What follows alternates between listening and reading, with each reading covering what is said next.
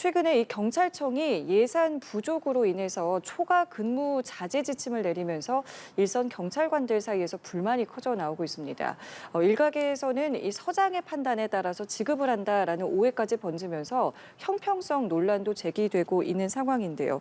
현장에서는 지금 치안 공백을 우려하는 목소리가 높아지고 있습니다. 예, 해양경찰 역시도 인건비 부족으로 경비함 출동마저 축소했다고 전해집니다. 오늘 관련 내용들 이웅혁 건국대 경찰학과 교수 모시고 이야기 나눠보도록 하겠습니다. 교수님 어서 오십시오. 네, 안녕하십니까. 예, 안녕하십니까. 이 경찰청에 초과 근무 자제라는 지침이 내려왔다. 이게 지금 계속 보도가 되고 있는 상황인데 지금 어떤 이유로 이런 지시들이 내려온 건가요? 일단 이제 그 공식적인 그 이유 중에 그 하나는 예. 이제 경찰관도 그 일과 가정을 병립을 해야 된다.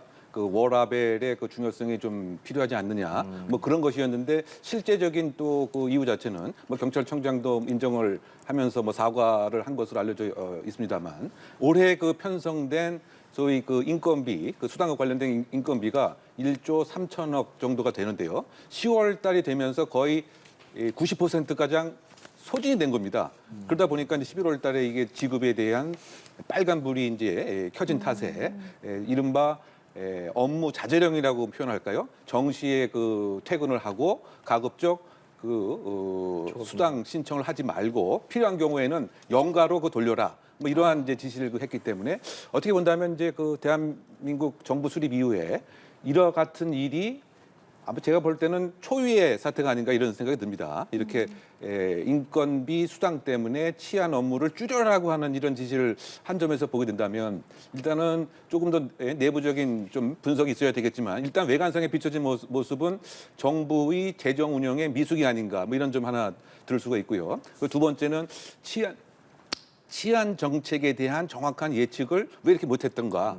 또는 정책 예측에 대한 혹시 그 실패는 아니었던 것인지 뭐 이런 것으로 일단은 지금 이 사안이 불거졌다. 요약하게 되면 간단히 얘기하면 기업식으로 만약에 비유를 하게 되면 거의 그 기업이 부도 날 뻔한 직면에 지금 봉착을 했는데 어쨌든 11월 달에 그 자제령으로 인해서 일단 지금 그 위기는 뭐 넘어가는 상황이 아닌가 생각이 되는데 뭐 이로 인해서 일선 뭐 직원들 입장에서는 아니 그 경찰청 또는 정부가 그 치안을 그렇게 강조하더니 현실적인 면에서는 치안 정책은 저 하방에 있는 그 무관심이 대상이 아니냐 이러한 그 냉소적인 불만도 토로되고 있는 것으로 전해 들었습니다. 그러면은 지금 첫 번째로 말씀해 주신 게 재정 운영을 좀 미숙하게 한 거 아니냐라는 말씀에서 올해 경찰청 인건비 예산을 보면은 작년에 비해서 늘어났단 말이에요. 늘어났음에도 이런 일이 벌어진 거는 뭐 어떤 부분에서의 미숙함이 있었다고 생각을 하시는 겁니까? 근데 뭐 예산 전체가 다 늘어났기 때문에 예. 그 국가 정부 예산 전체가 다 늘어났기 때문에 예. 그것에 비해서 뭐 늘어난 것도 사실은 아닌 것이죠.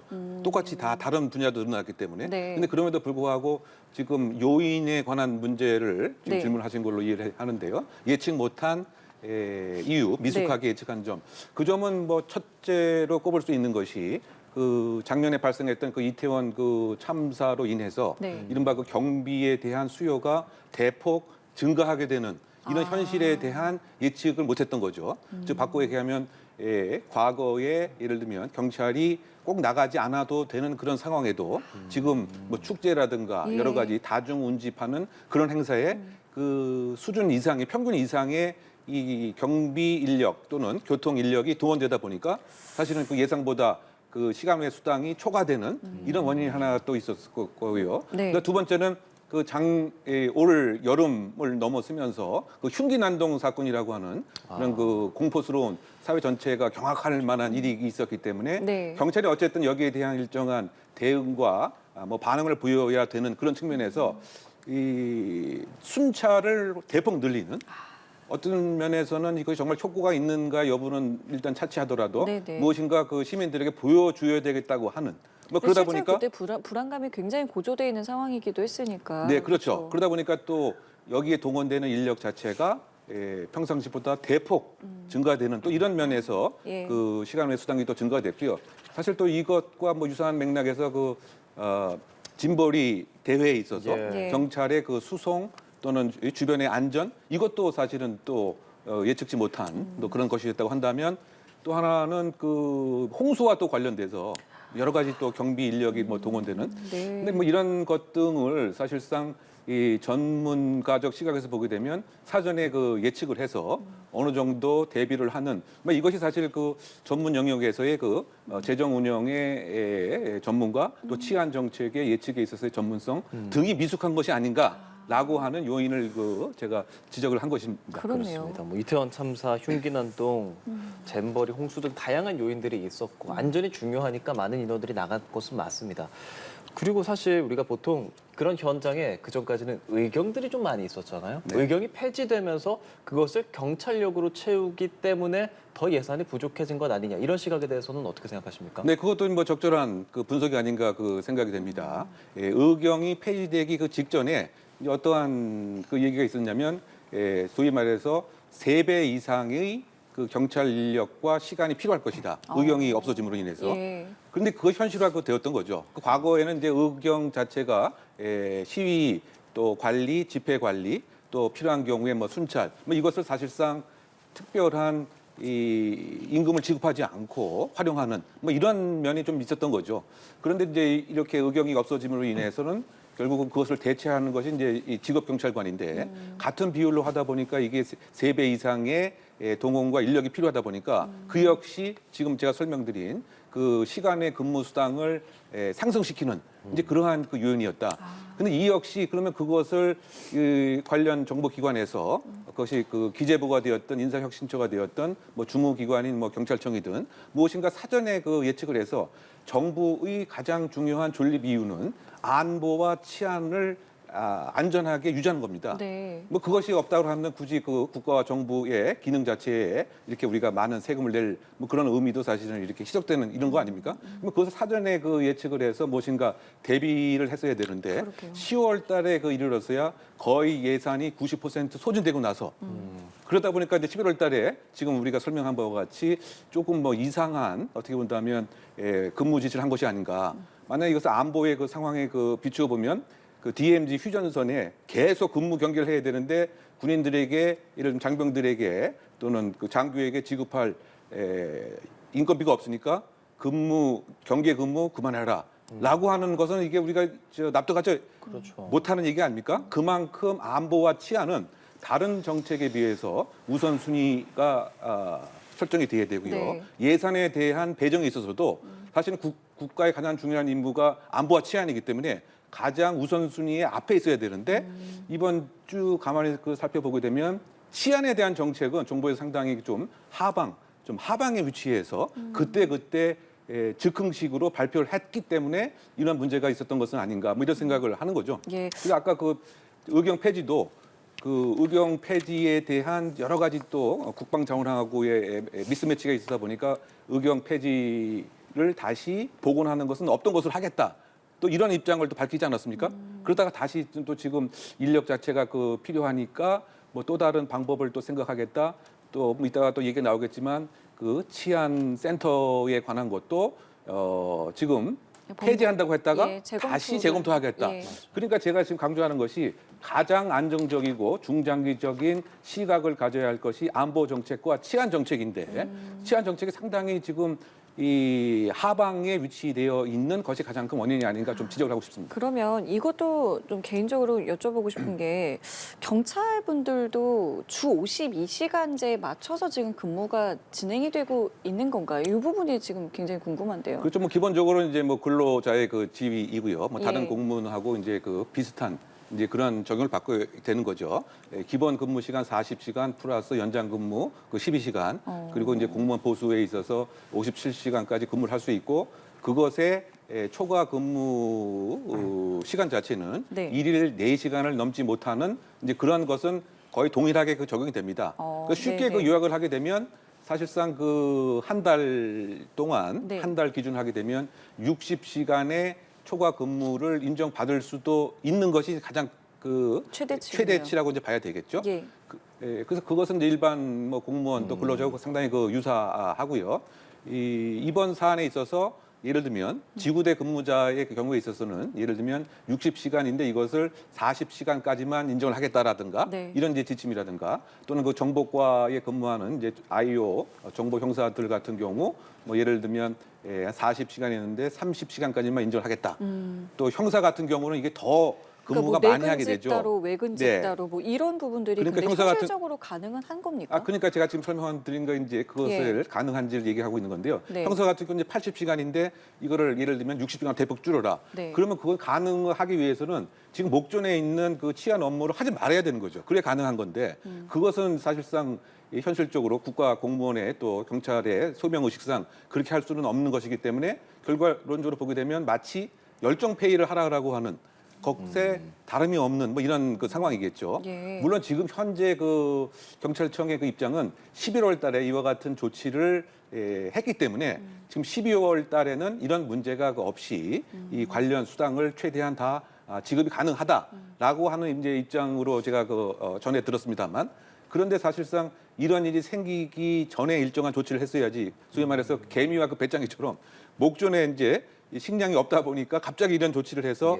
이것이 이제 앞으로 문제가 없을 것이다라고 하는 것은 조금 그 전문적인 직역에 있는 그런 것하고는 좀 떨어진 얘기가 아닌가 이런 생각이 듭니다. 그 주 52시간제 얘기해 주셨잖아요. 경찰 안에서도 사실 뭐 외근하면서 잠복 근무하고 계속 밖에 계시는 분들도 계실 거고 사무실에 업무하시는 분 다 업무가 좀 다르잖아요. 네. 똑같이 52시간이라는 개념 안에서 운영한다면 좀 형평성 논란도 있을 수 있을 것 같습니다. 근데 그래서 지금 이제 그 내근 같은 예. 경우 70시간까지, 60시간까지, 30시간까지, 외근 같은 경우 이제 60시간까지 일정한 내근, 외근 이렇게 기준의 맥시멈 그 캡을 이렇게 설정해 놓은 거죠. 그러니까 그 각 부서마다 지금 설명하시는 바와 같이 외군 같은 경우 더 활동량이 그 많을 테고요. 뭐 CCTV를 확인할 수도 있고 또 지방에 출장 가는 그런 시간도 또 있게 되고요. 뭐 내군 같은 경우는 이제 그런 것이 없다 보니까 그 초과 근무 시간의 허용 범위의 그 기준을 그 부서마다 이제 달리 정해놓고 있는 이제 이런 그 상황인 거죠. 그런데 이것이 그 상황마다 정확하게 이해할 수 있는 공식적인 매뉴얼이 그 있다기보다는 그냥 일반적인 총칙적의 운영 지침만 이제 있을 뿐인 거죠.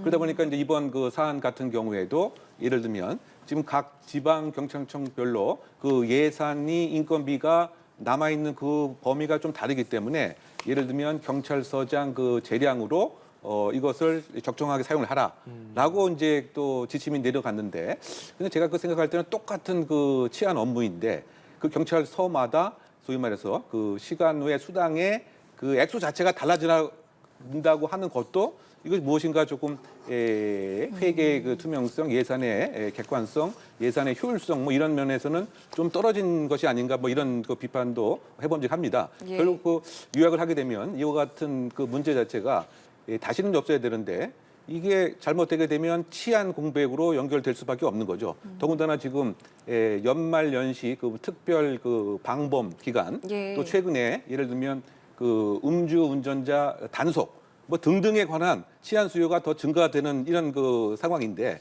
결국은 지금 그 월급을 받지 않고 그냥 일을 하라라고 하는 것이 정부의 그 지침이 되면 이건 안 되는 것이죠. 뭐 그런 면과 또 객관성, 공정성, 뭐 형평성이라고 하는 측면에서 이것을 각 지방청별로 그냥 쪼개서 서장 또는 지휘관 재량 아래 분배해서 사용하라라고 하는 것도 사실은 상당히 좀 무책임한 것이 아닌가. 즉 재정 정책의 미숙함을 현장 근로자에게 이렇게 책임을 전가하는 뭐 이런 그 외관과 좀 비슷하기 때문에 이런 좀 없도록 내년에 있어서의 그 치안 예측이라든가 또는 그 경찰 정책에 있어서의 그 중장기적 독립성, 전문성 뭐 등이 꼭 확보가 돼야 되는 사례가 아닌가 해석을 해봅니다. 지금 이 상황이 해경도 마찬가지인 거잖아요. 해경 상황은 좀 어떻습니까? 해경 상황도 상당히 그 이제 유사합니다. 근데 지금 제가 생각할 때는 그 해경은 지금 그 안보 더 거기는 안보라고 하는 더 중요한 이슈도 있는 것 같습니다. 왜냐하면 지금 그 국제 그 해양 질서가 바다를 중심으로 지금 경쟁이 되기 때문에 그 네. 미국과 그 중국의 그 전략 경쟁이라고 하는 것도 인태 그 전략과 그 예. 중국의 그 1대1로 전략이 부딪히는 곳이 바로 바다인 거죠. 그래서 우리나라 그 해경은 단순히 해양 치안뿐만이 아니고 해양 안보까지 겸하고 있는 이제 그러한 특성이 있습니다. 네. 근데 그럼에도 불구하고 지금 인건비 자체가 300억 원 정도 지금 부족한 것으로 드러났습니다. 왜냐하면 그만큼 인원을 충원했는데 그 중간에 충원했기 때문에 그 인건비 예산이 확보가 안 된 거죠.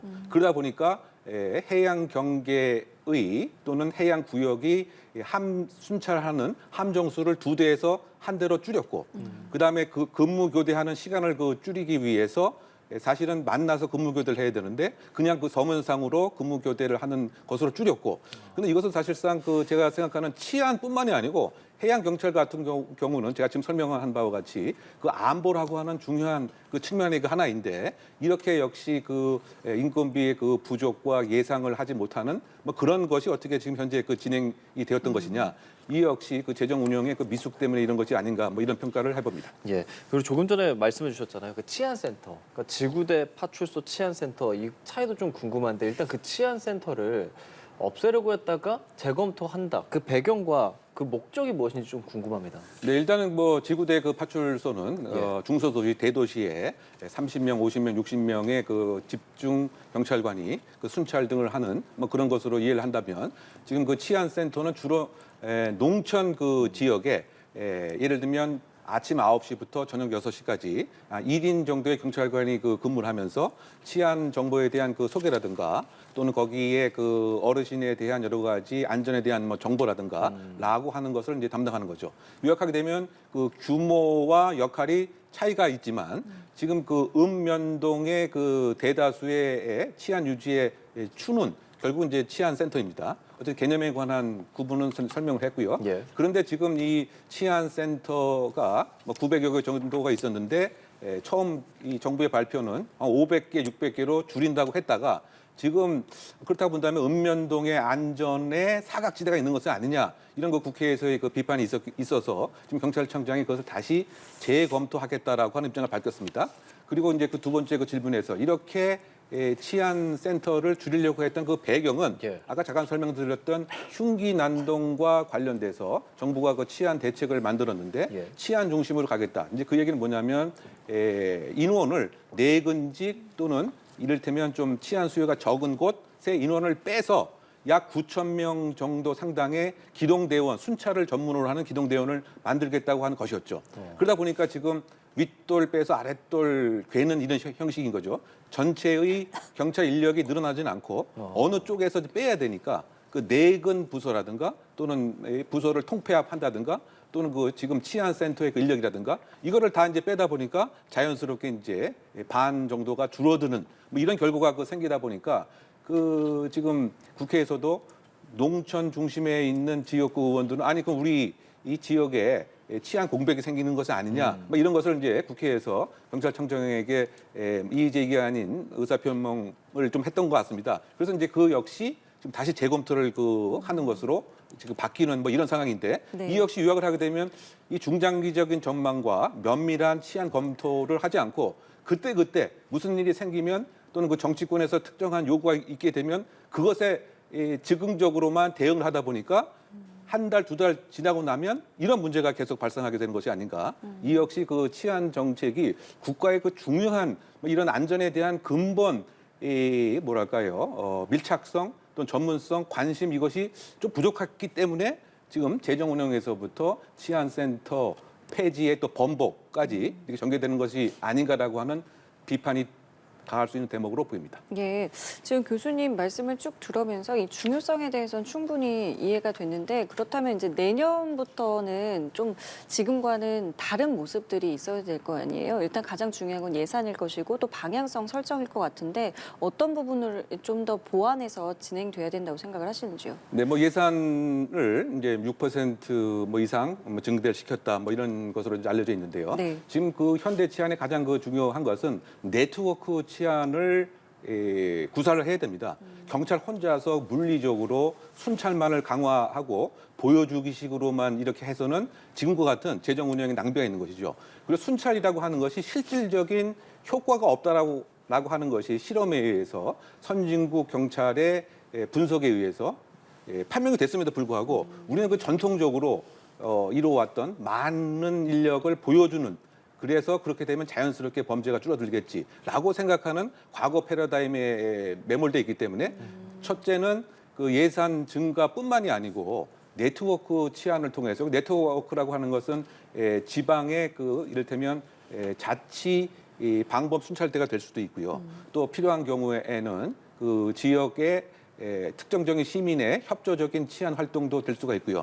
치안제를 공동 생산한다라고 하는 이런 그 패러다임으로 이 인력 자체의 부족을 보완을 해야 됨이 첫째, 이 두 번째 그 대안이고요. 예. 지금 예를 들면 이것 이외에도 좀 학교 경찰도 10% 이상 그 증가한다. 그다음에 대공수사권과 그 관련돼서 그 안보 기술사범에 대한 부서도 또 만든다. 그런데 이게 도대체 인력이 지금 어디에 있겠느냐? 그렇다고 본다면 그 민과 경찰이 이 네트워크를 그 형성을 해서 근본적인 이 사건의 이면을 그 해결하는 뭐 그런 식으로의 패러다임의 좀 대전환이 좀 가장 효과적인 대안이 아닐까 생각해 봅니다. 예, 알겠습니다.